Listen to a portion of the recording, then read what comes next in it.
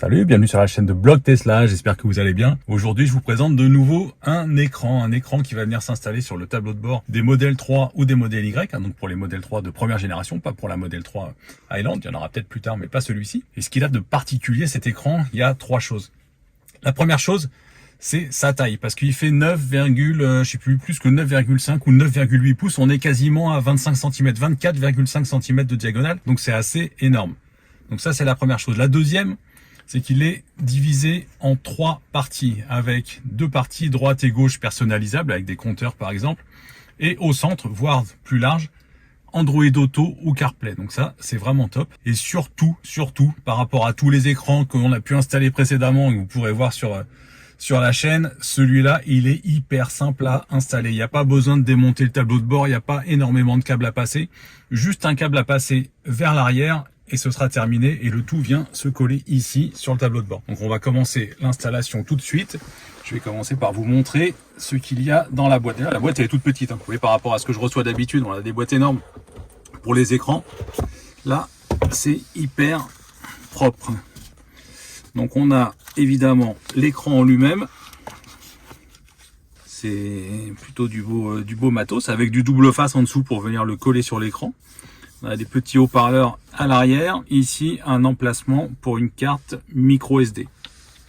Et là, le câble de raccordement.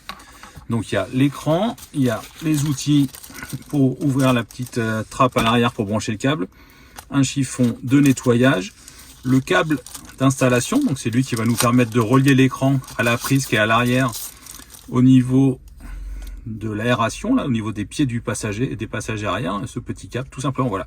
Il y a uniquement ça à brancher. Donc c'est quand même nettement plus simple que tous les écrans qu'on a vus précédemment.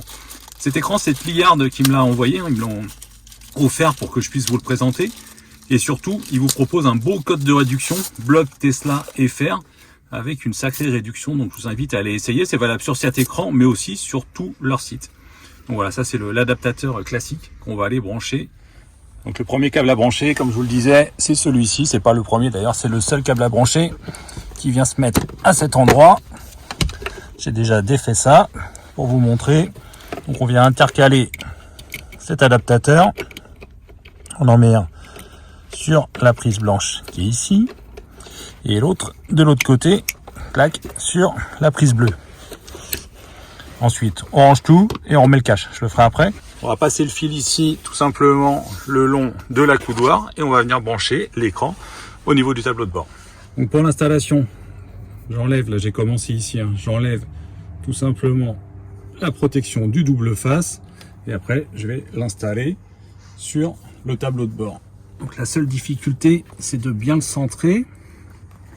C'est pas bien dur, hein, on le centre bien, on l'appuie, et ça se colle immédiatement. Bon, c'est du bon double face 3M. Donc, normalement, on verra dans le temps, hein, mais normalement ça doit tenir. Donc, voilà pour l'installation en elle-même. Donc vous avez vu, c'est quand même hyper simple. Je branche ce petit câble qui vient de l'arrière, de la prise qu'on a installée précédemment. Et ensuite, il ne me reste plus qu'à le cacher en dessous et à venir le faire passer sous la partie du tableau de bord de la console centrale. Pardon. Là, il est en train de s'allumer. C'est vraiment propre. J'avais bougé le volant, donc je le remets selon mes réglages. Donc on voit ici, on a la partie des différents réglages.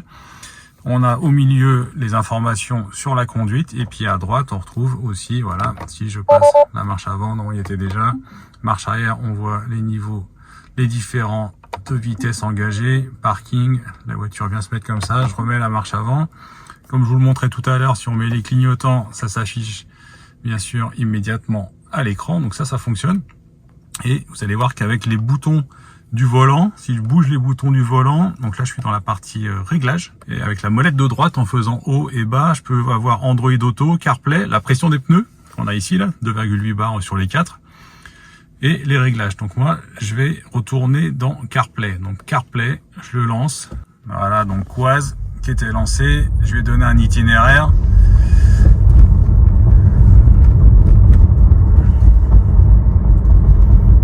Pas si c'est hyper réactif ou pas, c'est pas facile de vous dire comme ça. Désolé pour les quelques reflets, mais aujourd'hui on a du soleil. le son, on peut choisir, hein, soit il sort des petits haut-parleurs de l'écran lui-même, soit il sort du Bluetooth de la voiture si vous avez configuré le Bluetooth sur la voiture.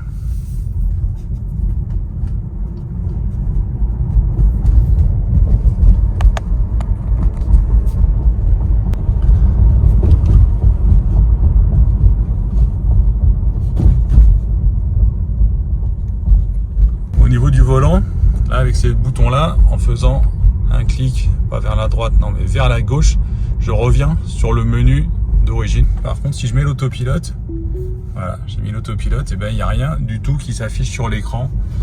Ça c'est dommage, j'aurais bien voulu avoir un rappel ici. En fait, tous les messages un peu avancés, on va dire, qu'on a sur l'écran de Tesla ne sont pas repris. Alors mon avis sur cet écran, est-ce qu'il est bien, est-ce qu'il faut l'acheter?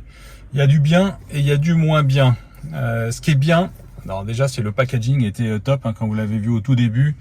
Ce qui est sympa, c'est l'écran lui-même. Au niveau du matos, lui il est bien. Le fait de pouvoir avoir à la fois CarPlay et Android Auto ou les réglages, le tout qu'on peut piloter avec le bouton sur le volant, donc ça c'est pas mal. L'interface ici est assez basique. Quand on est en mode drive, on voit correctement la vitesse, donc ça c'est bien. Ça, ce sont pour les points positifs. Autre point positif, c'est l'installation, hein. Vous l'avez vu, elle est hyper simple. Ça a été vraiment facile. Il y a rien, j'allais dire pas grand chose. Non, il y a un petit cache à l'arrière à démonter, c'est tout.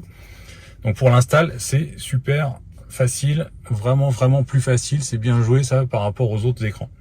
Après, les points un peu moins bons, voire négatifs, je trouve que c'est la partie. Alors Android Auto, j'ai pas essayé.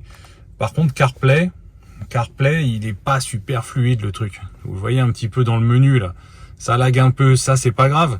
Mais quand on est dans la navigation, parfois il a un peu de mal. Il a un peu de mal à suivre. Et là j'essaie de le faire bouger, ça veut pas. Voilà, ça suit après. Donc des fois on arrive à une intersection et il met quelques secondes pour se repositionner. Donc c'est vraiment pas réactif de ce point de vue là. C'est dommage parce qu'ici on retrouve notre autonomie, ici on a la vitesse qui est affichée en bas à droite. Vous voyez le temps qu'il met un peu pour changer de menu, c'est quand même assez lent. Donc il y a des fonctions qui marchent bien. Tout ce qui est d'origine au niveau de l'affichage avec le bouton, ça c'est bien. Ça fonctionne correctement, c'est propre. L'écran est vraiment bien intégré. Vous voyez comment c'est. Franchement, on pourrait croire que c'est d'origine, hein. Il n'y a pas grand chose à dire. On a juste ce tout petit câble qu'on voit ici là qu'il faut faire passer en dessous.